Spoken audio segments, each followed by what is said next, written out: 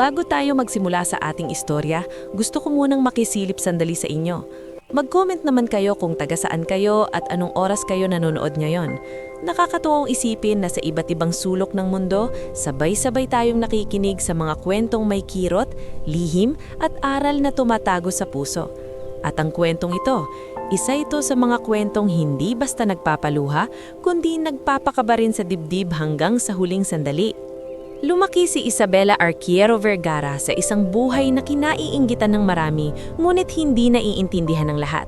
Sa labas, isa siyang dalagang pinagpala ng tadhana, maganda, edukada, elegante at nag-iisang tagapagmana ng napakalaking yaman ng pamilya Vergara. Ang kanilang apelyido ay hindi lamang kilala sa Maynila, kundi maging sa iba't ibang probinsya dahil sa lawak ng kanilang negosyo sa real estate, logistics, hotels at mga lupang minana pa raw sa matatandang angkan. Sa tuwing may charity ball, business summit o social gathering, laging bulong-bulungan ang pangalan nilang mag-ama. Pero sa loob ng napakalaking mansyon ng mga Vergara sa Tagaytay, ibang mundo ang umiiral. Isang mundong malamig, isang mundong maayos tingnan pero kulang sa lambing. Maagang nawala ang ina ni Isabela na si Doña Amarilios Arquiero Vergara at mula noon ay parang tuluyan ng pinutol ni Don Severino Vergara ang bahagi ng sarili niyang marunong ngumiti. Hindi siya masamang ama sa paningin ng ibang tao, hindi siya sugarol, hindi babaero at hindi rin nananakit. Pero isa siyang lalaki napakabihirang magpahayag ng pagmamahal. Ang pag-aaruga niya ay laging nasa anyo ng proteksyon, disiplina at mahigpit na utos. Hindi ka pwedeng gabihin nang wala kang kasamang tao. Hindi mo kailangan makipagkaibigan sa lahat. Mag-aral ka ng mabuti. Ang mga Vergara hindi nagpapakita ng kahinaan. Iyon ang mga linyang paulit-ulit na naririnig ni Isabela habang lumalaki. At kahit kailan, hindi niya narinig mula sa ama ang simpleng, "Anak, kamusta ang puso mo?" Kaya sa gitna ng maranyang buhay, lumaki si Isabela na may tahimik na gutom sa lambing. Hindi niya ito ipinapakita. Natuto siyang maging maayos, desente, at palaging tuwid ang likod. Ngulit sa gabi, kapag mag-isa na siya sa kanyang napakalawak na silid, madalas niyang titigan ang larawan ng kanyang ina at bulong niya rito, "Mama, bakit parang ang hirap mahalin ni Papa kahit alam kong mahal niya ako?" Ang pinakamalapit sa kanya ay hindi ang sariling ama, kundi ang mga taong araw-araw niyang kasama sa mansyon. Una, si Teresita Alon, ang matandang mayordoma na halos parang pangalawang ina na rin niya. Tahimik man magsalita, laging may init ang boses nito at bihira siyang tawaging Ma'am Isabela. Madalas, ang tawag sa kanya ay Iha, na siyang pinakamalapit na salitang nararamdaman niyang parang tahanan. Pangalawa, si Mang Isko Barreto, ang driver ng pamilya na mula pa raw noong kabataan ni Don Severino ay kasama na sa bahay. Hindi ito madaldal, pero sa tuwing isinasakay siya sa kotse, madalas nitong itanong, "Daan ba tayo sa paborito mong bakery, Hiha?" At sa simpleng tanong na iyon, pakiramdam ni Isabela ay may nakakapansin pa rin sa maliliit na bagay tungkol sa kanya. At pangatlo, si Attorney Ulrico Sarmiento, ang matagal ng abogado at tagapagpayo ng pamilya. Isa siyang lalaking matalino, maingat magsalita at laging parang may gustong sabihin pero pinipiling manahimik. Noong paman, nararamdaman na ni Isabela na may mga bagay sa pamilya nila na hindi ibinubunyag sa kanya ng mga matatanda. Pero dahil bata pa siya noon, natutunan niyang manahimik na lang din. Pagsapit niya sa kolegyo, doon unang nakalanghap ng ibang klaseng kalayaan si Isabela. Nag-aral siya ng business management sa Maynila, ngulit sa unang pagkakataon sa buhay niya, nakalayo siya sa mga matang palaging nagbabantay sa kanya. Doon niya naranasan ang simpleng saya ng buhay na hindi puro protokol. Ang kumain sa karinderyang walang nakaabang na bodyguard, ang tumawa ng malakas kasama ang mga kaklase, ang lumakad sa ulan nang hindi iniisip kung mababasa ang sapatos na regalo ng ama. At doon niya nakilala si Leandro Valleña. Si Leandro ay kabaligtaran ng mundong kinalakihan ni Isabela. Hindi ito ipinanganak sa yaman, pero may tindig na parang sanay na sanay makipagsabayan sa mga may kapangyarihan. Matalino itong magsalita, mabilis mag-isip, at higit sa lahat ay marunong magtingin sa isang babae na parang ito lang ang pinakaimportanteng tao sa isang silid. Unang nagtagpo ang dalawa sa isang university forum tungkol sa social entrepreneurship. Nagsalita si Leandro bilang kinatiwan ng isang startup incubator at matapos ang event, siya mismo ang lumapit kay Isabela. Ikaw si Isabela Vergara, hindi ba? Nakangiting sabi nito. Bahagyang nagtaka si Isabela. Oo, bakit? Wala lang. Ikaw lang kasi ang nakita kong hindi nagpapanggap makinig kanina. Yung iba, halatang nandito lang para magpakitang gilas. Napangiti si Isabela. At ikaw, hindi ba nagpapakitang gilas? Ngumiti si Leandro. Bahagyang yumuko, saka nagsabi. Hindi na kayangan. Alam kong magaling ako. Natawa si Isabela sa kapal na mukha nito, pero sa hindi niya maipaliwanag na dahilan, nagustuhan niya iyon. Hindi nagtagal, nasundan ng mga pag-uusap ang kanilang pagkikita. Nalaman niyang magaling si Leandro sa negosyo, may matinding ambisyon at maraming pangarap. Ngunit ang higit na humatak kay Isabela ay ang kakaibang paraan ng lalaki ng pakikinig sa kanya. Sa unang pagkakataon, may taong nagtatanong sa kanya ng hindi dahil sa apelyido niya. Masaya ka ba talaga sa buhay mo? Minsang tanong ni Leandro habang magkasabay silang umiinom ng kape sa isang tahimik na kafe. Natigilan si Isabela. Bakit mo natanong? Kasi parang sanay kang maayos lagi ang mukha mo, pero ang mga mata mo parang pagod. Hindi agad nakasagot si Isabela. Wala pang sino mang nakapagsabi noon sa kanya ng ganoon. Mula noon, unti-unting bumukas ang puso niya kay Leandro. Sa piling nito, pakiramdam niya ay pwede siyang maging simpleng babae lang, hindi tagapagmana, hindi pangalan sa pahayagan, hindi anak ng isang bilyonaryo, kundi tao lang na pwedeng masaktan, matawa, at mangarap. Pero nang nalaman ni Don Severino ang tungkol kay Leandro, doon nagsimula ang tensyon sa loob ng bahay. Isang gabi, sa hapagkainan ng napakalawak nilang dining hall, tahimik na kumakain si Isabela nang biglang magsalita ang ama. Sino si Leandro Valenia? Nabigla si Isabela at dahan-dahang nagtaas ng tingin. Kaibigan ko po. Kaibigan? Kaibigan na mahalaga sa akin. Tahimik na ibinaba ni Don Severino ang kubyertos. Itigil mo na. Kumunot ang noo ng dalaga. Papa, hindi mo pa nga siya kilala. Hindi ko kailangang kilalanin ng lubos ang isang tao para malaman kung anong uri siya. Napahigpit ng hawak ni Isabela sa baso. Hindi mo naman siya binibigyan ng pagkakataon. Malamig ang boses ni Don Severino nang sumagot ito. Ang mga lalaking sobrang galing magsalita, anak, madalas may itinatago. Hindi lahat ng hindi mo kontrolado ay masama. Biglang tumaas ng boses ni Isabela. Nananahimik ang buong silid, maging ang mga kasambaay sa gilid ay halos hindi huminga. Sa tagal ng panahon, iyon ang unang beses na tuwirang sumagot si Isabela sa ama. Tumayo si Don Severino at mabigat ang tingin sa anak. Darating ang araw na maiintindihan mo kung bakit kita pinag-iingatan. At darating din ang araw, Papa, na maiintindihan mong hindi ako bata habang buhay. Nanginginig na sabi ni Isabela. Matapos ang gabing iyon, lalo silang nagkalayo ng loob. At sa pagitan nila, nagsimulang umigting ang presensya ng isa pang tao sa loob ng kumpanya, si Mariel Zobena, ang board secretary na matagal nang pinagkakatiwalaan ng ama. Isang beses, matapos ng mainit na pagtatalo nila kay Don Severino, nadata ni Mariel si Isabela sa veranda ng mansyon. Miss Isabela, wag po sana kayong magagalit pero mag-iingat po kayo. Napalinggon si Isabela. Pati kayo? Ganon din ang sasabihin mo? Hindi ko po sinasabing masama si Mr. Valenia. Sagot ni Mariel, pinipiling mabuti ang mga salita. Pero may mga taong masyadong magaling magpakita ng tamang imahe. Mapait na napangiti si Isabela. Nakakatawa kayong lahat. Parang ako lang ang hindi marunong kumilatis. Hindi sumagot si Mariel. Dahil sa totoo lang, iyon ang kinakatakutan ng lahat. Habang lumalalim ang relasyon nila kay Leandro, lalo namang humihina ang kalusugan ni Don Severino. Madalas na itong hinihingal, mas matagal nang nagpapahinga, at ilang beses nang nahuli ni Teresita na lihim na umiiyak sa kusina matapos kausapin ng cardiologist ng ama. Pero kahit ganoon, nananatiling matigas ang matanda. Isang gabi ng malakas na ulan, may kumatok sa pinto ng silid ni Isabela. Si Teresita iyon. Iha, pinapatawag ka ng papa mo sa library. Nanikip ang dibdib ni Isabela. Ang pribadong silid-alaklata ni Don Celerino ay lugar na bihirang buksan. Doon niya itinatago ang mahalagang papeles, lumang larawan, at mga bagay na tila hindi niya kayang ilantad sa kahit sino. Pagpasok ni Isabela, nadata niya ang ama na nakaupo sa lumang leather chair na nakaharap sa bintanang linalampaso ng ulan. Maputla ito, halatang pagod, ngunit matalim pa rin ang tingin. Umupo ka.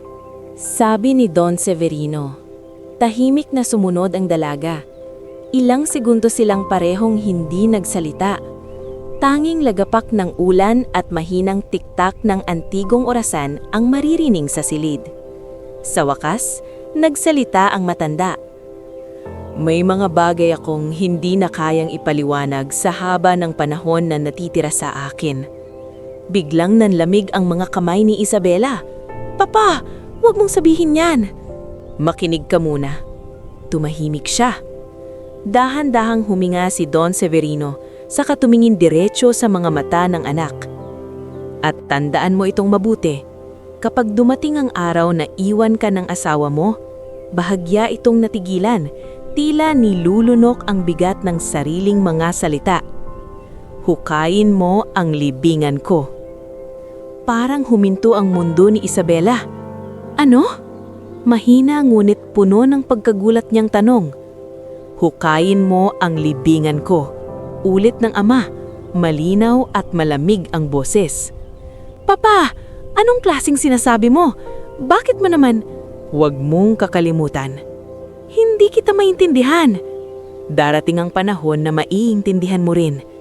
Tumayo si Isabela, nanginginig. Hindi ito nakakatuwa. Bakit ganyan ang sinasabi mo? May sakit ka lang? Pagod ka lang kaya kung ano-ano. Biglang suminghap si Don Severino at humawak sa dibdib, ngunit mabilis din itong bumawi. Hindi ako baliw, Isabela. Ang hinihingi ko lang sa'yo, huwag mo akong susuwain sa bagay na ito. Namuo ang luha sa mga mata ng dalaga. Papa, bakit parang may mangyayaring masama? Matagal bago sumagot ang matanda. Dahil ang totoo, alam niyang may paparating. At ang mas masakit, maaaring huli na ang lahat bago pa man maintindihan ng anak niya ang lahat ng ipinaglalaban niya.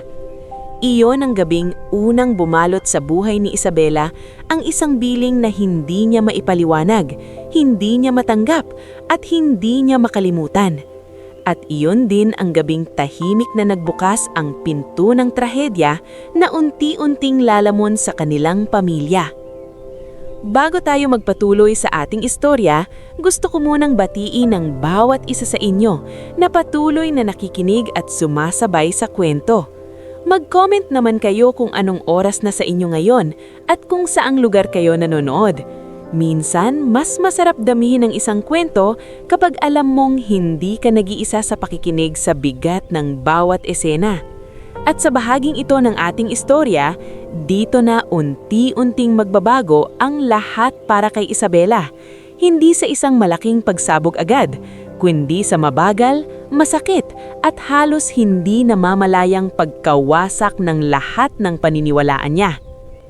Matapos ang gabing sinabi ni Don Severino ang nakakatilabot na biling na hukayin ng kanyang anak ang kanyang libingan kapag iniwan ito ng asawa, hindi na muling naging payapa ang loob ni Isabela. Hindi niya iyon malimot. Sa bawat paggising niya sa umaga, parang may kung anong mabigat na nakadagan sa dibdib niya. Gusto niyang isipin na marahil ay epekto lamang iyon ng karamdaman at panghihina ng ama. Gusto niyang paniwalain na baka nalilito lang ito o kaya naman ay dala lamang ng sobrang takot sa pagkawala ng kontrol sa buhay at kumpanya. Ngunit sa tuwing naaalala niya ang mga mata ng ama ng gabing iyon, ang naningitim na pagod ngunit malinaw na takot, hindi niya magawang ituring na simpleng haka-haka lamang ang lahat. Subalit dahil bata pa ang kanyang pag-ibig at puno ng pag-asa ang puso niya noon, pinili ni Isabela na ipagpatuloy ang relasyon nila ni Leandro. Hindi nagtagal, tuluyan ngang pumanaw si Don Severino Vergara. Ang balitang iyon ay yumanig hindi lamang sa kanilang pamilya, kundi maging sa mundo ng negosyo. Dumagsa ang mga taong noon ay tila malalapit na kaibigan ng pamilya, ngunit bihirang nakita ni Isabela noong malakas pa ang ama niya. Sa napakalaking burol na ginanap sa kanilang ancestral mansion, isa-isang dumating ang mga negosyante, politiko, abogado at mga kamag-anak na matagal nang hindi nagpapakita. At kasama sa mga dumating, ang mga taong magsisimula palang gumulo sa kanyang mundo. Nariyan si Carmela Vergara Tansinco, pinsan ni Don Severino, isang babaeng elegante manamit, mabango at laging may malungkot na ngiti sa labi. Ngunit ang mga matay laging may binibilang na pakinabang. Kasama nito ang kanyang anak na si Rafael Tansinco, isang lalaking sanay magyabang ng koneksyon ngunit wala namang napatunayang sarili niyang kakayahan. Sa ikalawang gabi ng burol ng hasyenda, hindi nakakaintindi ang mundo ni Isabela.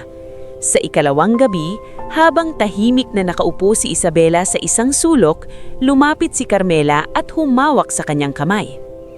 "Naku, kawawa talaga naman ka, Hija." Malambing nitong sabi. "Ang aga-agang nauulila, pero wag kang mag-alala, pamilya mo kami." Tumingin si Isabela sa kanya at pinilit numiti. "Salamat po, Tita Carmela." Tumango-tango ang babae habang pinapahid ang kunwaring luha sa gilid ng mata. "Ngayon, mas kailangan mong magpakatatag. Napakalaking responsibilidad ang naiwan sa'yo ni Severino." Bago pa makasagot si Isabela, sumingit si Rafael na may hawak na baso ng wine. "Kung gusto man ng tulong sa business side, Bella, pwede naman akong tumulong pansamantala. Mahirap ang mamuno kapag emosyonal." Bahagyang nanigas ang mukha ni Isabela sa salitang ginamit nito, emosyonal. Hindi man siya sumagot, napansin iyon ni Mariel Zobena na noon ay nasa di kalayuan lamang. Pagkalipas ng ilang minuto, lumapit ito kay Isabela at mahinang sinabi, "Huwag po kayong basta magtitiwala sa mga biglang nagiging maalaga ka." Napatingin si Isabela kay Mariel. "Napapansin ko ngang lahat sila parang mas interesado sa mga papeles kaysa sa pagdadalamhati." Hindi agad sumagot si Mariel. Taning isang maikling, "Minsan po, sa burol lumalabas ang totoong intensyon ng mga tao," ang nasabi nito. Sa gitna ng lahat ng iyon, si Leandro ang nagsilbing pinakamalaking sandalan ni Isabela. Araw-araw itong naroon. Siya ang humaharap sa ilang negosyanteng gustong kumausap kay Isabela. Siya ang umaakay sa dalaga kapag nanginginig na ito sa pagod at lungkot. Siya rin ang palaging bumubulong ng mga salitang matagal nang gustong marinig ng dalaga mula sa isang tao. "Nandito lang ako. Huwag mong sarilinin ang lahat. Hindi ka nag-iisa."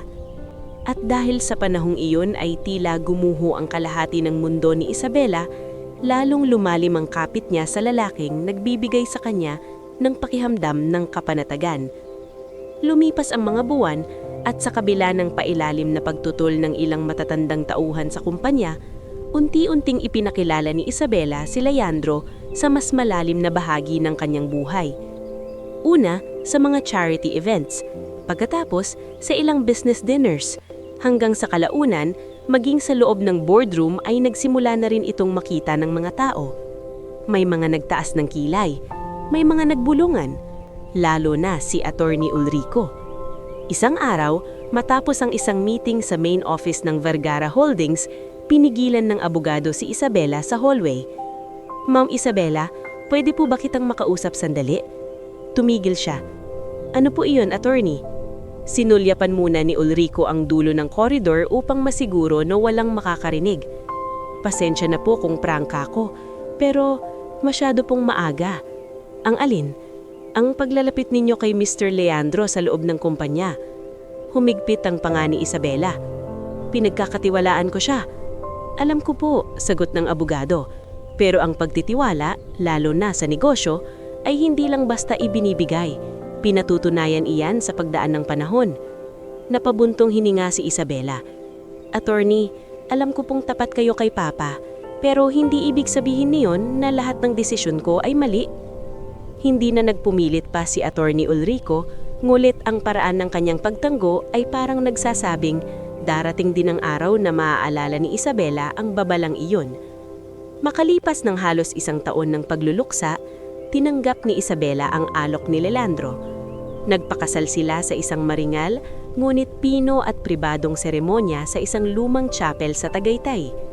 Maganda si Isabela sa kanyang damit, mahinhim ngunit elegante, at sa unang tingin ay para siyang babae na sa wakas ay natagpuan na ang tahanan ng puso niya.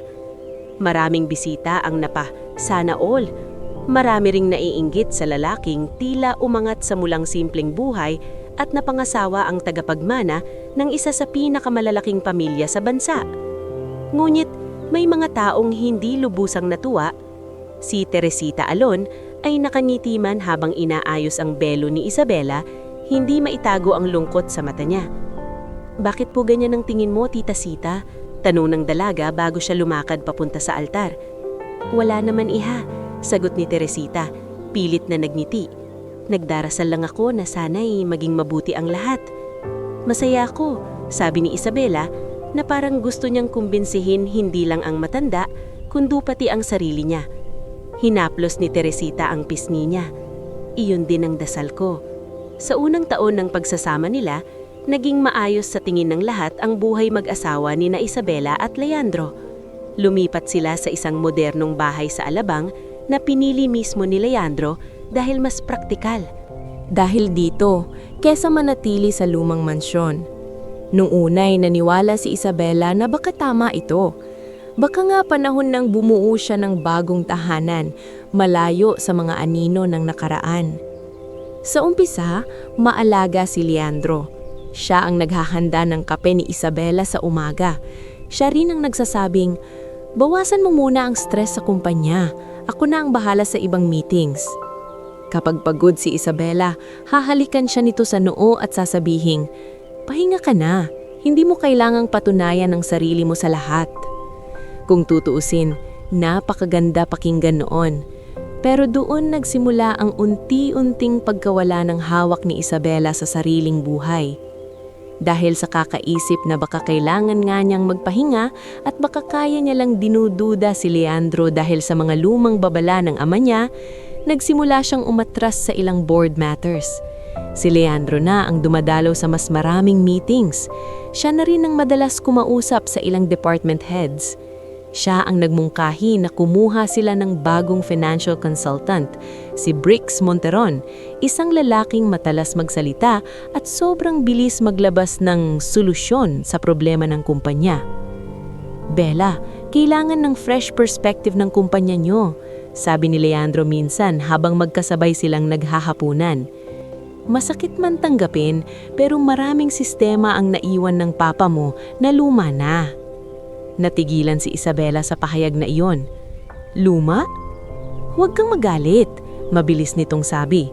"Ang ibig ko lang sabihin, ibang panahon na ngayon. Kailangan nating sumabay." Tinignan siya ni Isabela. "Tayo?" Ngumiti si Leandro at marahang inabot ang kamay niya. "Asawa mo ako. Ang laban mo, laban ko rin." At muli, sa simplang linyang iyon, bumigay na naman ang depensa ng dalaga. Bukod kay Brix, ipinakilala rin ni Leandro si Selina Yibardolasa, isang napakatalinong PR strategist na mabilis umangkop sa malalaking tao. Maganda si Selina, makinis magsalita at alam kung paano iparamdam sa kausap na importante ito. Nung unay natuwa pa si Isabela dahil akala niya ay isa itong babaeng propesyonal na makakatulong sa pag-aayos ng public image ng kumpanya. Sa isang meeting, masayang sabi ni Selina, "Mami Isabela, napakaganda po ng foundation work ninyo, pero kung ako po ang tatanungin, kailangan natin ng mas aggressive media packaging para mas makita ng publiko ang human side ninyo." Ngumiti si Isabela, "Sige, pag-usapan natin." Ngunit napansin ni Noemi Lardizabal na noon ay personal assistant na ni Isabela na tila masyadong komportable si Selina kay Leandro. Isang beses, habang nag-aayos ng file si Noemi sa opisina, nadatnan niyang nakatayo ng malapit si Selina sa likod ng upuan ni Leandro habang pareho silang nakatingin sa laptop. Nang marinig nila ang pagbukas ng pinto, agad umurong si Selina at ngumiti ng parang walang nangyari. Nung gabing iyon, maingat na kinausap ni Noemi si Isabela. Ma'am, baka gusto ninyong tignan ng ilang project approvals. Parang ang dami na pong nadaanan sa office ni Sir Leandro bago makarating sa inyo. Napakunot noo si Isabela. Anong ibig mong sabihin? Wala naman po akong direktang inaakusahan, maingat na sabi ni Noemi. Pero parang unti-unti pong nagbabago ang daloy ng mga desisyon. Pinilit ni Isabela na huwag magpadala sa kaba. Baka nag-a-adjust lang tayo, marami ring bago. Opo, sagot ni Noemi, pero minsan po, ang pinakamapanganib ay hindi yung bigla ang pagbabago, kung hindi yung dahan-dahan. Tumimo ang linyang iyon sa isip ni Isabela, at doon nagsimula ang unang lamat sa kanyang katahimikan. Sa ikalawang taon ng kasal, napansin ni Isabela na padalas ang pag-uwi ni Leandro ng gabi. Ang mga tawag nitong biglang pinuputol kapag palapit siya at ang mga dokumentong hindi na dumadaan sa mesa niya kahit pangalan niya ang pirmahan. Kapag nagtatanong siya, iisa lamang ang tono ng sagot nito. Trabaho lang, Bella. Trust me. Oo na, huwag ka nang masyadong mag-overthink. Minsan sa gitna ng kanilang breakfast table, hindi na napigilan ni Isabela ang sarili. Leandro, bakit kailan pang si Bricks ang unang makita ng financial reports bago ako? Ibinaba ng lalaki ang tasa ng kape at tinignan siya. Kasi mas technical ang analysis. Gusto lang naming plansyado bago makarating sa'yo. Plansyado? Ulit ni Isabela. Ako ang may-ari ng kumpanyang yan. Bahagyang nanigas ang ekspresyon ni Leandro bago ito ngumiti ng pilit. At asawa mo ako. Hindi mo kailangan tingnan lahat na parang may umaagaw sa'yo. Napatingin si Isabela sa kanya ng matagal. Hindi iyon ang unang beses na parang may kakaibang talas na sa tono ng asawa niya. At sa kaibuturan ng kanyang dibdib, sa unang pagkakataon matapos ang napakaraming buwan, muling gumapang ang alaala ng boses ng kanyang ama. Kapag dumating ang araw na iwan ka ng asawa mo, hukayin mo ang libingan ko. Hindi pa alam ni Isabela, ngunit ang buhay na pilit niyang pinapaniwala ang maayos pa ay unti-unti nang nilalason mula sa loob. At ang lalaking pinili niyang maging sandalan matapos mamatay ang kanyang ama, siya rin palang unti-unting nag-aalis ng sahig na tinatapakan niya. Bago tayo tuluyang sumabak sa mas mabigat na bahagi ng ating istorya, gusto ko munang makiusap sandali sa inyo. Kung nakakarating sa puso ninyo ang kwentong ito, mag-comment naman kayo kung anong oras na dyan sa inyo at kung saan kayo nakikinig o nanonood. Minsan kasi, ang mga kwentong tulad nito ay hindi lang basta pinapakinggan, pinagdadaanan din natin sa damdamin. At sa parteng ito, dito na tuluyang mababasag ang mga natitirang ilusyon sa buhay ni Isabela. Sa mga sumunod na buwan matapos mapansin ni Isabela ang dahan-dahang pagbabago kay Leandro, pilit pa rin niyang nilulunok ang sariling pangamba. Ayaw niyang maging kagaya ng ama niyang palaging nagdududa. Ayaw niyang paniwalaan na baka tama si Don Severino noon. Kaya sa halip na humarap agad sa katotohanan, pinili muna niyang manahimik at magmasid. Pero habang tumatagal, parami ng parami ang mga bagay na hindi na niya kayang ikaila sa sarili. May mga transaksyong lumulusot sa kumpanya na hindi niya nalalaman. May mga email thread na hindi siya sinasama kahit pangalan niya ang nasa sentro ng pinag-uusapan. May mga bagong consultant at project managers na bigla na lamang lumalabas sa board meetings na para bang matagal ng aprobado ang mga ito. At ang pinakamasakit sa lahat, unti-unti nang nararamdaman ni Isabela na siya mismo ang nagiging dayuhan sa mundong siya ang dapat na may hawak. Sa loob ng bahay, ramdam din ang pagbabago. Hindi na tulad noon si Leandro na halos sambahin ang bawat salita niya. Ngayon, madalas itong mainit ang ulo, padabog magsalita, at kapag kino-question siya ni Isabela, ang dating malambing na tinig ay napapalitan ng malamig at pagod na tono. Isang gabi, 10:00 na ng gabi nang dumating si Leandro sa bahay. Naabutan niyang gising pa si Isabela sa sala, may hawak na tablet at ilang printouts ng financial summaries. Pagpasok pa lang ng lalaki, naamoy na agad ng dalaga ang halo ng mamahaling pabango at alak. Ang aga mo, mapakla niyang sabi. Napahinto si Leandro sa pagtanggal ng coat. Meeting. Meeting? Tinaasan siya ng kilay ni Isabela. Hanggang 10:00? At bakit kasama sa resibo ng dinner expense ang pangalan ni Selena? Bahagyang tumigas ang mukha ng lalaki. Business dinner. 2 lang kayo. At anong gusto mong iparating? Dahan-dahang tumayo si Isabela. Gusto kong malaman kung bakit parang lahat ng bagay sa buhay mo at sa kumpanya ay kailangan ko pang hulaan bago mo sabihin. Napabuntong hininga si Leandro at marahas na inihagis ang susi sa mesa. Diyos ko, Bella, ito na naman tayo. Hindi ba pwedeng mapagod din ako? Hindi pagod ang tinatanong ko, katotohanan. Ang totoo, hindi mo na kayang sabayan ang takbo ng negosyo. Lahat na lang pinaghihinalaan mo. Napatitig si Isabela sa asawa. Hindi iyon simpleng pagod na sagot. Parang matagal nang nakahanda sa dibdib ng lalaki ang mga salitang iyon. Anong ibig mong sabihin? Nanginginig niyang tanong. Lumapit si Leandro at diretsahan siyang tiningnan. Ibig kong sabihin, baka kailangan mo nang tanggapin na hindi sapat ang apelyido mo para pamunaan ng lahat. Parang sinampal si Isabela sa narinig. Hindi siya agad nakasagot. At sa unang pagkakataon mula nang ikasal sila, hindi pagkalito ang naramdaman niya, kundi takot. Takot na baka hindi na niya talaga kilala ang lalaking pinakasalan niya. Mula sa gabing iyon, hindi na naibalik ang dati nilang samahan. Mas naging tahimik sa Isabela, ngunit hindi na siya bulag. Sa payo ni Noemi Lardizabal, palihim siyang nagsimulang magtabi ng mga dokumento at mag-request ng copies ng ilang internal reports. Hindi siya gumawa ng iskandalo. Hindi rin siya agad sumugod sa opisina upang manghuli ng kasalanan. Alam niyang kung may malingang nangyayari, hindi iyon mabubunyag sa padalus-dalus na galaw. Sa mga araw na masyadong mabigat ang isip niya, nagsimula siyang magpatingin kay Doktora Felina Cuerdo, isang psychiatrist na inirekomenda ni Mariel Zobena nang minsang muntik ng atakehin sa kaba si Isabela sa loob ng elevator ng main office. Sa unang sesyon nila, matagal na nanahimik si Isabela bago nagsalita. Doktora, paano mo malalaman kung ang nararamdaman mo ay kutob lang o katotohanan na ayaw mong tanggapin? Maingat siyang tinignan ni Doktora Felina.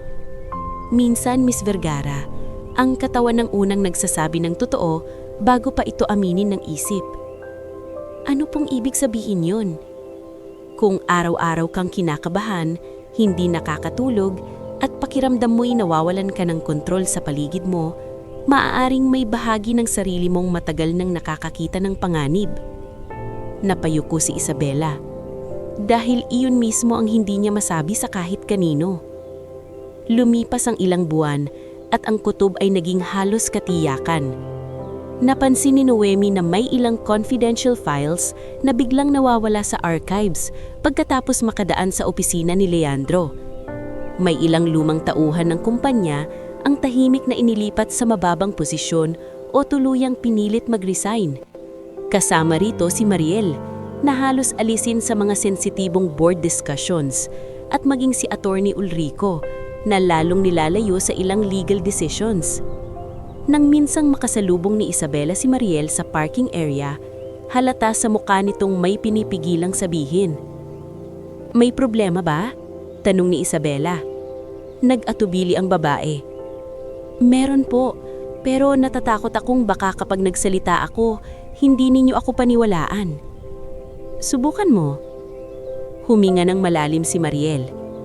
Ma'am, may mga papeles pong pinaiikot na hindi dumadaan sa tamang proseso at si Sir Leandro po mismo ang naguutos na unahin ang clearance ni Brix at Selena. Nanlamig ang kamay ni Isabela. Ano klaseng papeles? Reassignment ng authority, changes sa access at ilang internal fund movements. Hindi ko pa po nakikita ang buong lawak, pero hindi na ito normal. Bakit hindi mo sinabi agad? Napayuko si Mariel. Dahil umaasa po akong baka bahagi lang ito ng bagong strategy, pero habang tumatagal, parang iba na. Hindi sumagot si Isabela. Dahil sa kaibuturan ng puso niya, alam niyang hindi na talaga normal ang lahat. Pagdating ng 3 taon ng kanilang kasal, dumating ang gabing tuluyan ng bumasag sa natitira niyang pagtitimple.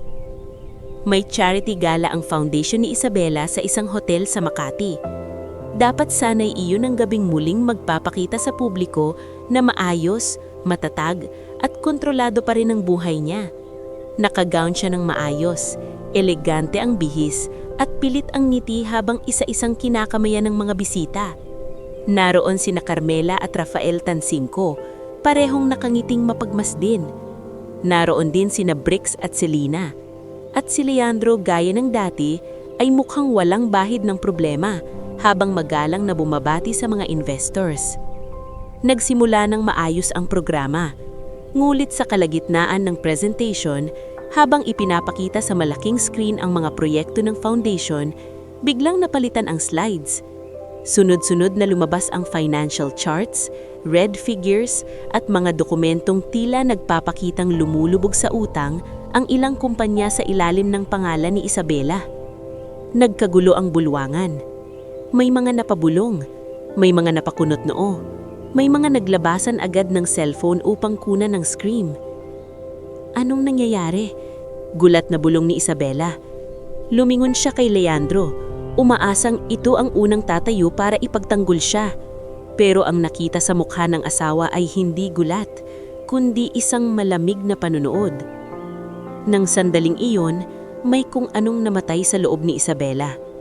Lumapit si Brix sa technical booth na kunwari nagpapapanik.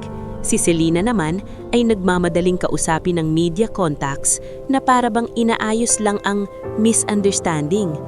Ngunit ang pinsalang kailangan nilang likhain ay nalikha na. Pag-uwi nila sa bahay, tuluyan ng sumabog si Isabela. "Sabihin mo sa akin ang totoo!" Sigaw niya habang ibinabato sa mesa ang printout ng mga lumabas na report. "Bakit parang handa ang lahat? Bakit parang ako lang ang hindi nakakaalam ng nangyayari?" Umiling si Leandro na waring sawang-sawa na. Dahil ikaw lang naman talaga ang ayaw tumingin sa realidad. Anong realidad? Naikuyom ng lalaki ang kamao bago tuluyang nagsalita. Na hindi ka effective. Na ikaw ang dahilan kung bakit bumabagsak ang tiwala ng mga tao sa kumpanya. Na kung hindi dahil sa akin, matagal nang nasira ang lahat. Sinungaling ka! Nanginginig na sigaw ni Isabela. Ikaw ang unti-unting sumisira sa lahat ng iniwan ni Papa. Biglang tumawa si Leandro, isang tawang hindi pa niya kailanman narinig dito. Mapanghamak, malamig. At heto ka na naman. Sabi nito, laging papa ko, hanggang ngayon hawak ka pa rin ng multo ng ama mo. Bakit parang galit na galit ka sa kanya? Bulasla ni Isabela. Saglit na tahimik si Leandro. Sapat iyon para lalo siyang kabahan. Kinabukasan, wala na si Leandro sa bahay. May iniwan itong maikling mensahe sa isang legal notice na nakapatong sa study table. Pansamantalang lilipat daw siya sa condominium sa BGC para magkaroon sila ng space. Kasama sa notice ang kahilingan para sa hiwalay na kontrol sa ilang business matters habang ina-assess ang mental at emotional fitness ni Isabela sa pamumuno. Nang mabasa iyon ng dalaga, halos mawalan siya ng lakas. Hindi na ito simpleng tampuhan. Hindi na ito simpleng pagtataksil ng damdamin. Isa itong planadong pag-alis na may kasamang paghahanda upang tuluyang siyang alisin sa kapangyarihan. Makalipas ang ilang araw, tuluyan na ring kumalat ang balita sa social circles na si Leandro ay madalas makitang kasama si Selena sa parehong condominium, sa parehong mga events at sa mga dinner meeting na hindi na tinatangkang itago pa. Doon unang tuluyang bumagsak ang mundo ni Isabela. Hindi siya sumigaw sa publiko. Hindi rin siya nagwala sa media. Sa halip, tahimik siyang gumuho sa loob ng sarili niyang bahay. Maraming araw na hindi siya bumabangon sa kama. Maraming gabing gising siya hanggang umaga.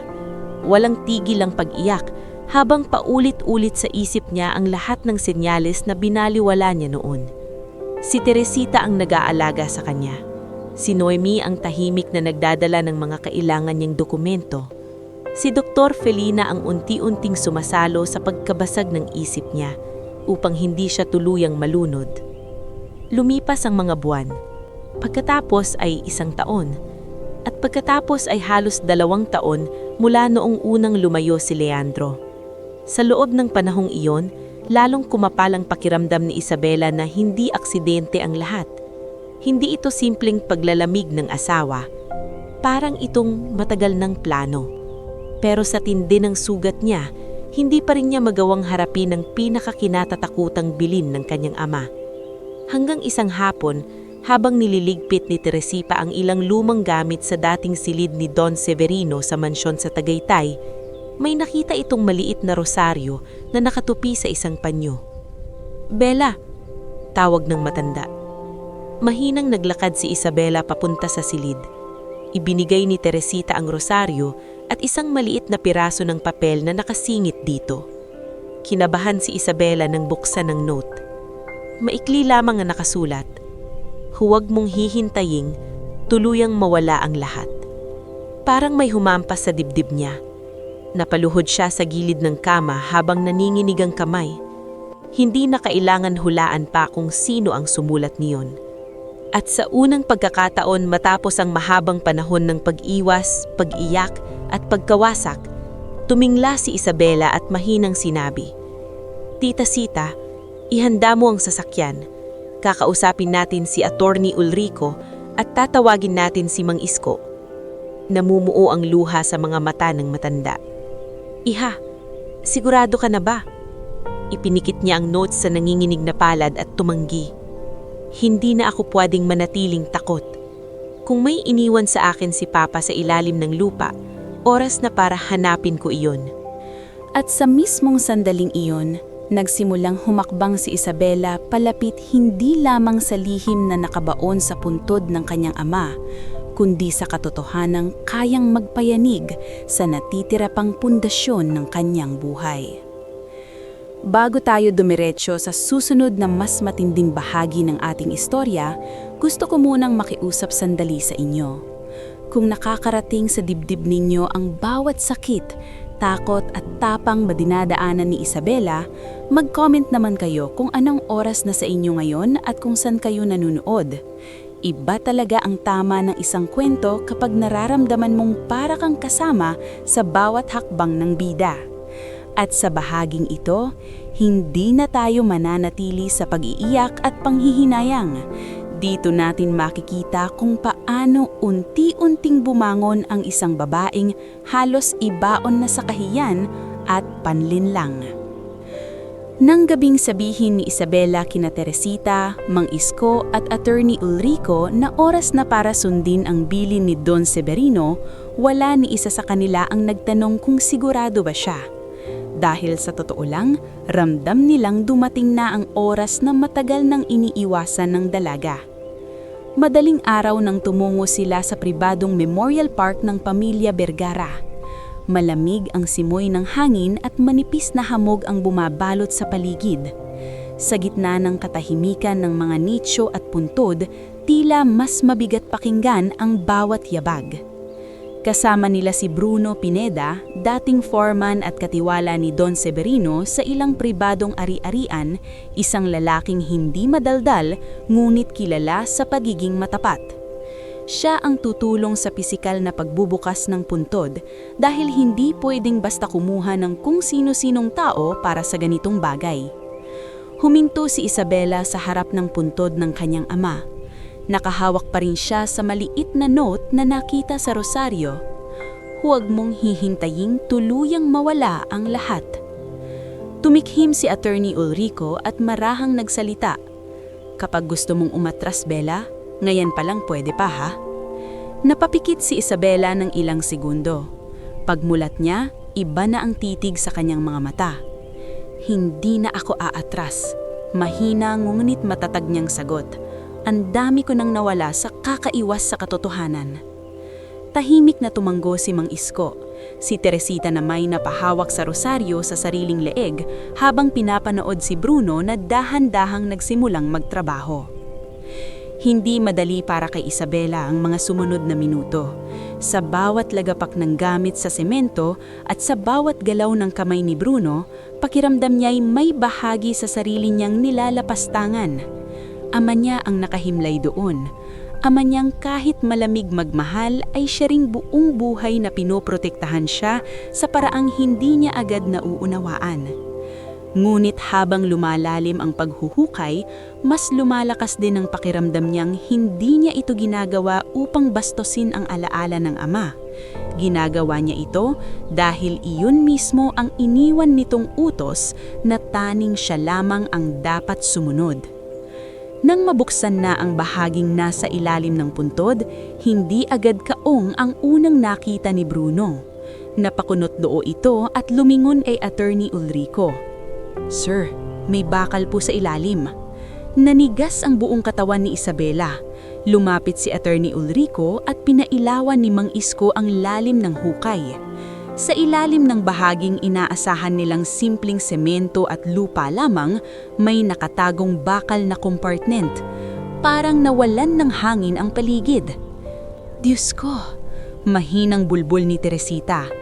Nanginginig ang mga kamay ni Isabela habang dahan-dahang lumalapit sa gilid ng hukay. "Buksan ninyo." Ilang minuto pang pinaghirapan ni Bruno bago tuluyang mabuksan ang tagong bakal na lalagyan. Sa loob nito ay may isang water-sealed metal chest maayos na nakapwesto, halatang sadyang itinago roon upang maprotektahan laban sa lupa, tubig at panahon. Pag-angat pa lang ng kahon, ramdam na agad ni Isabela ang paninikip ng dibdib. Parang totoo na ang lahat. Parang mula sa kabaliwan ng isang huling habilin, bigla nang naging laman at bakal ang isang lihim na matagal nang nakabaon sa buhay nila. Dinala nila ang kahon sa lumang rest house ng pamilya sa Tagaytay, halim sa buksan doon sa sementeryo. Ayaw nilang malagay sa panganib ang laman at higit sa lahat ayaw nilang may makinig o makita sa kanilang ginagawa. Pagdating nila doon, halos hindi na umupo si Isabela. Sa gitna ng sala na minsan na ring naging lugar ng masayang alaala noong buhay pa ang kanyang ina, marahan nilang pinatong ang kahon sa mesa. "Buksan na natin," Sabi niya. Mabigat ang hangin sa loob ng silid habang isa-isang inalis ni Attorney Ulrico ang mga panali at lock. Nang tuluyan na ito mabuksan, bumungad sa kanila ang ilang makakapal na envelope. Isang lumang voice recorder, ilang larawan, mga kopya ng dokumento at isang maliit na velvet pouch. Hindi agad kumilo si Isabela. Taming ang tibok ng puso niya ang dinig niya. "Para sa iyo yan, iha," mahinang sabi ni Teresita. Dahan-dahan niyang kinuha ang pinakamalaking envelope. Sa harap nito ay malinaw ang sulat kamay ng kanyang ama. "Para kay Isabela. Buksan mo lamang kapag iniwan ka na niya." Nabasa pa lang niya ang linyang iyon, tumulo na agad ang luha sa kanyang mga mata. Naupo siya at dahan-dahang binuksan ang sulat. Habang binabasa niya ang pahina, lalo lamang bumibigat ang kanyang paghinga. Isinulat doon ni Don Severino ang mga bagay na hindi nito nasabi habang nabubuhay pa. Inamin nitong matagal na niyang iniimbestigahan si Leandra Valleña, na may mga dokumentong hindi nagtutugma sa pagkakakilanlan, negosyo at pinagmulang sinasabi nito. Na hindi ito simpleng lalaking umangat sa sipag kung hindi isang taong may mga koneksyong sadyang pinago sa likod ng maayos na imahe. Na kaya siya naging mahigpit kay Isabela ay dahil may kutob na siyang hindi ordinaryong ambisyon lamang ang taglay ni Leandro. At ang pinakamasakit sa lahat, hindi raw niya naipon agad ang sapat na legal na ebidensya noon upang pigilan ang buong plano ng lalaki. Kaya sa halip, naghanda siya ng huling depensa para sa anak. Isang lihim na tawing si Isabela lamang ang makakakita kapag tuluyan ng ibinunyag ni Leandro ang tunay nitong kulay. Nanlalabo ang paningin ng dalaga habang binabasa ang huling bahagi ng sulat. "Anak, kung binabasa mo ito, ibig sabihin ay huli na ang lahat para pigilan ang unang pagbagsak mo. Ngulit hindi pa huli para bumawi. Huwag mong kamuhian ang sarili mo dahil nagtiwala ka. Ang dapat mong kamuhian ay ang mga taong ginamit ang puso mo laban sa iyo." Napatakip ng bibig si Isabela at napaiyak ng tuluyan. "Papa," wasak niyang bulong. Hindi siya sinagot ng katahimikan, ngulit sa unang pagkakataon matapos ang napakahabang panahon, pakiramdam niya ay talagang kinausap siya ng kanyang ama. Matapos ang sulat, Binuksan naman nila ang voice recorder. Pag-click ni Attorney Ulrico sa play, umalingaw-ngaw sa silid ang mahina ngunit malinaw na boses ni Don Severino. Isabela, kung naririnig mo ito, ibig sabihin ay nangyari ang bagay na buong buhay kong ipinagdarasal na sana'y hindi mangyari sa'yo. Patawarin mo ko kung hindi ko nasabi ng tuwiran ng lahat. Hindi dahil wala akong tiwala sa'yo, kundi dahil alam kong kung masyado mong maagang malaman ng kabuuan, baka sila ang unang gumalaw. Pumikit si Isabela habang nakikinig. May mga tao sa paligid mo na hindi dumating para magmahal, kundi para magmanman, maghintay, at pumasok sa loob ng ating pangalan. Si Leandro ay isa sa mga iyon, ngunit hindi siya nag-iisa. Nagkatinginan sina Attorney Ulrico at Mang Isko. Sa puntong iyon, lalong luminaw sa kanilang lahat na hindi simpleng marital betrayal ang kwentong ito. May mas malalim na ugat ang lahat. Sunod nilang sinuri ang mga dokumento at larawan. Isa-isang inilatag ni Attorney Ulrico ang mga ito sa mesa. May mga kopya ng IDs, financial trails, deeds, at ilang larawan ni Leandro o sa tunay nitong pangalan ayon sa mga dokumento, Lysander Roque Abesamis. Napatayo si Isabela. Ano? Halos hindi niya maibulasta. Tinulak ni Attorney Ulrico palapit sa kanya ang isang record extract. Ito ang isa sa mga hindi ko noong naunawaan kung bakit pinatago ni Don Severino. Mukhang matagal na niyang pinaghahandaan ito. May mga larawan ring kasama si Leandro at ilang taong hindi niya kailanman nakilala ng personal, ngunit pamilyar ang ilang pangalan, mula sa kumpanya at social circles. Kasama sa listahan ang Brix Monteron, Selena Yudbaloza, Pastor Elihazar Mondonedo, at maging si Carmela Vergara Tansinco. Parang unti-unting nanigas ang buong katawan ni Isabela habang tinitiktigan ang mga pangalan. Si Carmela? Ang tiyahing-tiyahing nakikiramay sa burol ng ama niya? Si Selena na nagpapanggap na profesional lang? Si Brix na kunwaring consultant? Ang lahat ng ito ay hindi pala basta nagtagpo-tagpo lamang sa buhay niya. Tila matagal na silang magkakaugnay sa isang layunin. Heto pa po, Sabi ni Mang Isko, sabay abot ng isa pang litratong nahugot mula sa ilalim ng folder. Kinuha iyon ni Isabela. At doon, tuluyang nanginig ang kanyang tuhod. Larawan niyon ng isang lalaking mas bata pa si Leandro, nakatayo sa malayo, sa tabi ng isang sasakyang pamilyar sa kanya. Sasakyang iyon ng kanyang ina. Kasama sa likod ng larawan ang isang petsa. Ang mismong taon ng aksidenteng ikinamatay ni Doña Amarilis. Napabitaw si Isabela sa upuan at napakapit sa mesa. Hindi, mahina niyang sabi. Hindi pwede. Mabilis siyang inalayan ni Teresita. Iha. Namumutla si Isabela habang tinititigan ang larawan. Hindi niya masabi agad ang naiisip niya. Ngunit si Attorney Ulrico, na halatang noon lamang din nabubuo ang ilang piraso sa kanyang isip, ay dahan-dahang nagsalita.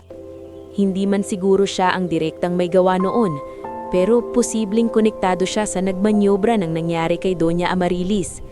Kaya siguro ganun na lamang ang pagkamuhi at pag-iingat ni Don Severino. Naluha si Teresita. Si Mang Isko na may napakuyom ng kamao.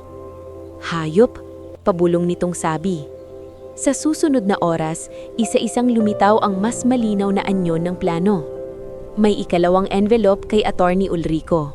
Nasa loob nito ang detalye ng isang safety deposit box, ilang reference number sa trust accounts na lihim na inilaan para kay Isabela, at legal strategies na dapat lamang gamitin kung tuluyan ng maagaw sa kanya ang kontrol sa kumpanya. Ibig sabihin, hindi totoong pinabayaan siya ng ama. Hindi siya iniwan nito ng walang laban.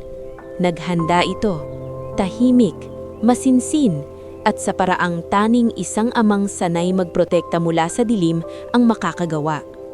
Nang gabing iyon, matapos ang unang bugso ng pag-iyak, lungkot at pagkabigla, dahan-dahang napalitan ng ibang apoy ang nararamdaman ni Isabela. Hindi na iyon takot, hindi na rin iyon simpleng sakit. Galit iyon, pero higit sa lahat, layunin. Tinuyo niya ang mga luha sa pisngi at tumingin isa-isa sa mga taong nasa paligid niya. Si Teresita, na parang ikalawang ina niya. Si Mang Isko, na hindi siya iniwan kahit pwede na itong magretiro noon pa. Si Attorney Ulrico, na sa kabila ng ilang taon ng pananahimik ay nanatiling tapat sa ama niya at sa kanya.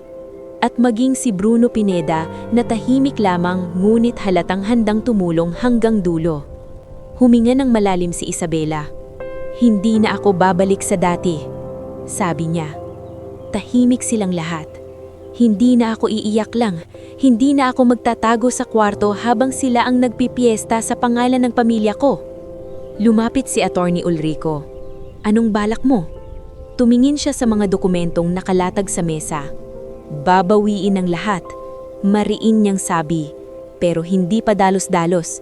Gagawin natin ito ng malinis, maingat at hindi sila makakatakas." Sa sandaling iyon, hindi na ang naiwang asawa at wasak na babae ang nakikita sa kanya ni na Teresita. Unti-hunti, bumabalik ang dugo ng isang Vergara. Ngunit bago pa man nila tuluyang mapag-usapan ng susunod na hakbang, may kumatok ng marahas sa pinto ng rest house. Nagkatinginan silang lahat. Sunod-sunod ang pagkakatok. "Ma'am Isabela, buksan niyo po!" Sigaw ng isang boses mula sa labas. Napakunot noo si Mang Isko at sumilip sa bintana. Bigla siyang napamura ng mahina. May sasakyan sa labas at mukhang tauhan ni Carmela. Namlamig ang paligid. Ibig sabihin, may nakatunog na. Marahil ay may nakakita sa Memorial Park, marahil ay may bayarang bantay na nagsumbong. Mabilis na kumilos si Attorney Ulrico. Iligpit ang mga dokumento, ngayon na. Nagkandara pa silang mag-ayos. Inipon ni Isabela ang sulat, recorder at larawan. Si Bruno naman ang nagbuhat sa metal chest. Si Teresita naman ay nanginginig habang tinutulungan silang itago ang ilang papeles sa likod ng false panel ng lumang kabinete. Lalong lumakas ang pagkakatok sa pinto. "Buksan niyo! May utos si Ma'am Carmela na tingnan ng property." Ngunit sa halip na matakot at umurong si Isabela, marahan siyang tumayo at huminga ng malalim. Ilang oras pa lang ang nakakalipas, isa siyang babaeng halos hindi makapaniwala na totoo ang lahat. Ngayon, alam na niya. At dahil alam na niya, wala nang daang pabalik.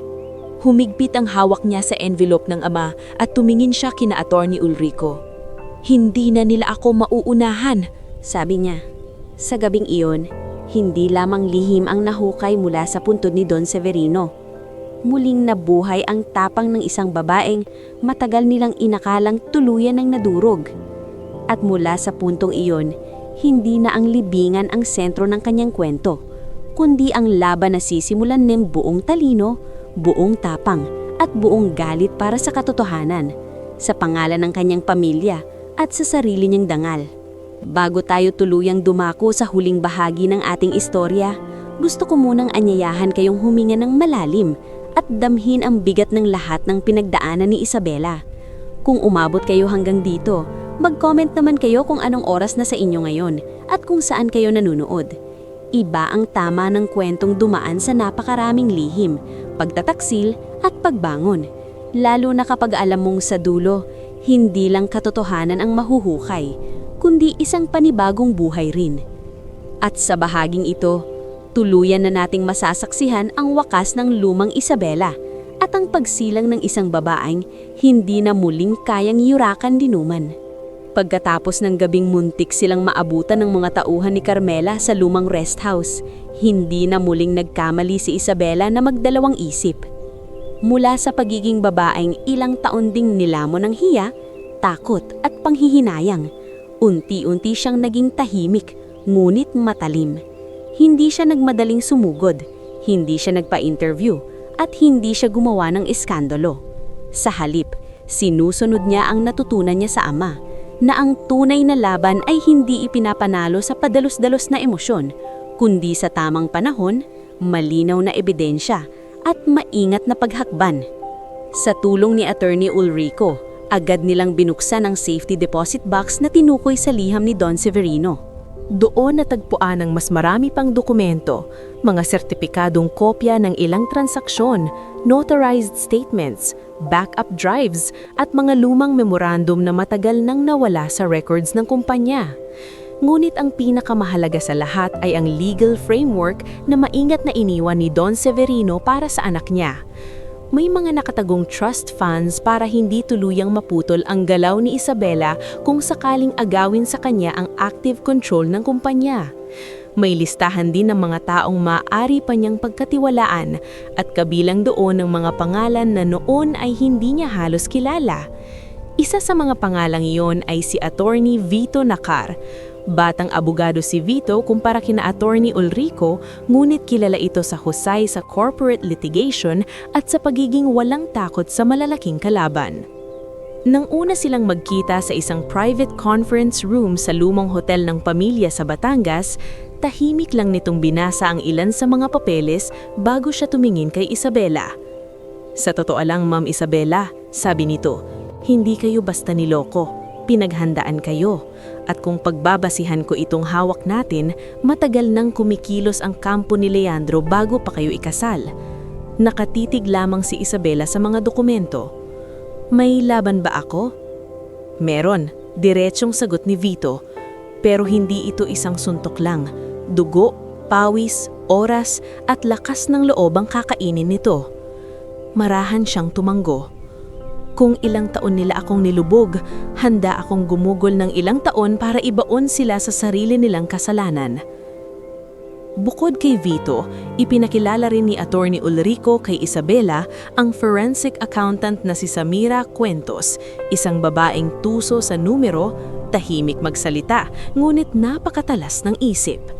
Dati itong consultant sa isang firm na minsan nang nasagasaan ni Brix Monteron sa isang corporate takeover, kaya personal din ang dahilan nito sa pagpayag na tumulong. "Ayokong magsalitar ng maaga," sabi ni Samira habang nakatingin sa financial trails na hawak niya, "pero may pattern. Hindi lang kayo ninakawan ng kontrol, pinaghandaang palabasing kayo mismo ang dahilan ng pagkalugi, kaya kapag sumabog ang lahat, kayo ang unang sisisihin." Tumingin si Isabela sa kanya. Kaya pala sa charity gala, parang handa na ang buong eksena. Hindi parang, handa talaga. Ang isa pang naging mahalagang kakampi ni Isabela ay si Juno Falcasantos, isang investigative journalist na dati nang sumusubaybay sa mga ma-anomalous land conversion deals sa ilang probinsya.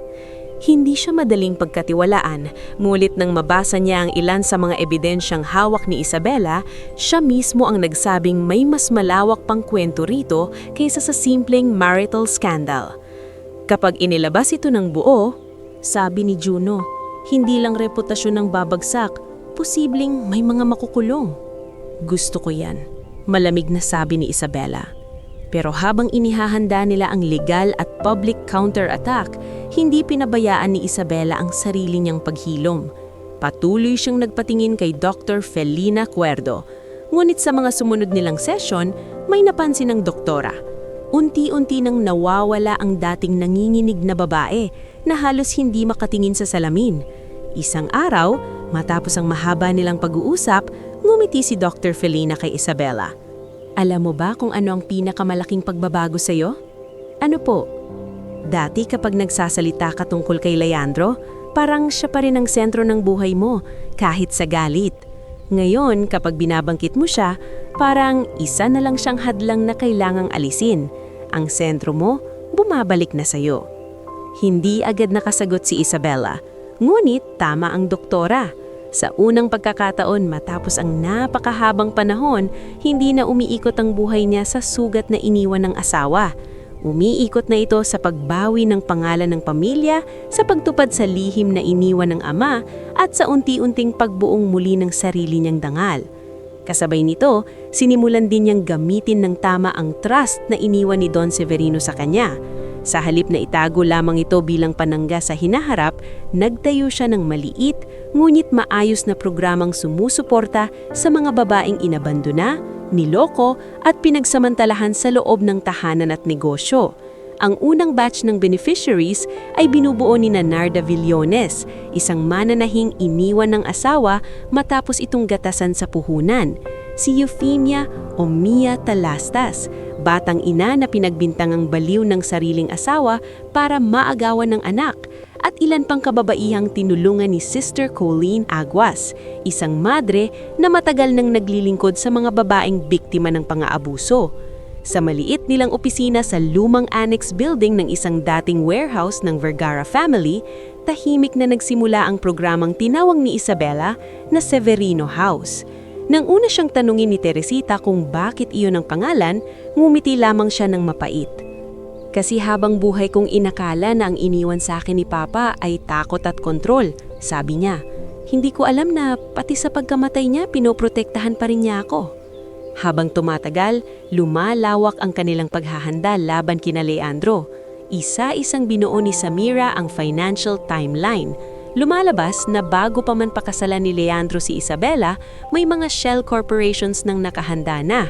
May ilang dormant accounts nang pinapaandar at may mga taong matagal nang nakalinya upang sumalo sa mga posisyong bakante sa sandaling unti-unti nang alisin si Isabela sa kapangyarihan. Nang maipakita ni Samira ang buong flowchart sa conference room, napabuntong hininga si Noemi. Parang ahas, sabi nito. Dahan-dahan kayong pinalibutan. Oo, sagot ni Isabela habang nakatitig sa chart. Pero ngayong alam na natin ang hugis ng katawan nila, alam na rin natin kung saan sila tatamaan. Hindi rin nagtagal, dumating ang unang bitak sa kampo ni Leandro. Si Selena Yibardolaza na nang unay kampanteng-kampante sa presensya nito sa media and business circles ay nagsimulang mataranta nang makaalam na may binubuo ng kaso at may hawak na financial evidence si Samira. Nang mabalitaan din ito na may lumang litrato at identity records na naungkat mula sa mga itinagong files ni Don Severino, siya ang unang naghanap ng lihim na paraan para makipag-ugnayan. Sa isang pribadong condo unit na inayos ni Juno para sa discreet meetings, unang nagkita sina Isabela at Selena. Pagpasok pa lang ni Selena, hindi na ito ang dati niyang nakikitang makinis at kumpiyansang babae sa mga gala nights. Namumutla ito, hindi mapakali, at halatang takot na takot sa pwedeng mangyari. Ano ang gusto mo? Malamig na sabi ni Isabela. Gusto ko yan. Ngulit pinigilan lamang ito ni Vito sa isang sulyap. Ano ang kapalit? Tanong ni Isabela. May records ako. Hindi lahat, pero sapat na patunay na matagal ng planado ni Leandro ang pagpasok sa buhay mo. May email, may audio, may ilang kopya ng instructions. Si Brix ang nag-aayos ng pera, pero si Leandro ang utak. Bakit mo sasabihin nito ngayon? Tanong ni Isabela. Nanginig ang baba ni Selena. Dahil noong una akala ko, laro lang ito ng kapangyarihan. Hindi ko alam na pati pagkamatay ng mama mo may anino siya roon. Hindi ko akalaing ganito kalalim. At ngayon, naramdaman kong ako na ang susunod na isasakripisyo. Tahimik si Isabela sa loob ng ilang segundo. Pagkatapos ay sinabi niya, "Kung magsisinungaling ka, ikaw ang unang lulubog." Hindi na ako nagsisinungaling, umiiyak nang sabi ni Selena. Natatakot na ako. Sa tulong ng testimonya ni Selena at ng mga ebidensyang hawak na nina Samira, Vito at Juno, unti-unting nabuo ang matibay na kaso. Lumabas sa media ang unang serye ng expose tungkol sa shell companies, mga anomalyang land acquisitions at manipulated board directives. Kasunod nito ang legal petitions para i-freeze ang ilang assets at suriin ang mga forged authorizations na ginamit upang ilayo si Isabela sa aktibong kontrol ng kumpanya. Nagkagulo ang mundo ng negosyo. Ang mga taong dating nakikipagkamay kay Leandro sa mga gala at forum ay biglang nagdistansya. Ang mga investor na dating kampanting sinasamba ang husay nito ay nagsimulang tumawag ng emergency meetings. Maging si Carmela ay natigilan nang isang umaga ay maabisuhan nitong under review ang ilang ari-ariang inilipat sa pangalan ng kanyang mga dummy corporations. Isang araw, sumugod siya sa opisina ni Isabela sa bagong temporary headquarters ng Severino House. Pagpasok pa lang, nanginginig na ng galit ang boses nito. "Isabela, anong klaseng kahihiyan ito? Pati ako dinadamay mo?" Tahimik na nag-angat ng tingin si Isabela mula sa hawak niyang folder. Hindi na siya ang dating dalagang madalas magdalawang isip sa tuwing kaharap ang mga nakakatanda sa pamilya. Dinadamay? Kalmado niyang tanong. Tita Carmela, hindi kita dinadamay. Inilalabas ko lang ang katotohanan. Walang katotohanan, paninira ito. Talaga ba? Dahan-dahang tumayo si Isabela. Gusto mo bang ipa-play ko rito ang recorded meeting ninyo ni Bricks tungkol sa lot conversion sa Laguna? O baka gusto mong makita ang scanned copy ng side agreement na pinirmahan mo kapalit ng suporta mo kay Leandro? Biglang namutla si Carmela. Sa unang pagkakataon, wala itong nasabi. Lumapit si Isabela at tumitig ng diretso sa kanya. Noong burol ng papa ko, hinawakan mo ang kamay ko at sinabing pamilya kita. Hindi ka pamilya, isa kang uwak na naghihintay sa bangkay. Napaatras si Carmela, naninginig ang labi. Magbabayad kayong lahat, mariing dagdag ni Isabela. Ang tunay na pinakamatinding tagpo ay dumating sa board hearing at kasunod nitong court proceeding. Punong-puno ang silid. Naroon ang media, stockholders, legal teams at ilan sa mga taong matagal ding nanahimik noong nilulunod si Isabela sa kahihiyan. Naroon si Leandro, maayos ang suot, matigas ang panga, ngunit may bago ng anino sa mga mata.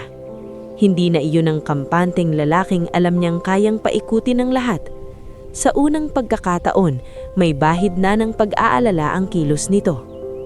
Nang tawagin si Isabela upang magsalita, tumayo siya ng hindi nanginginig.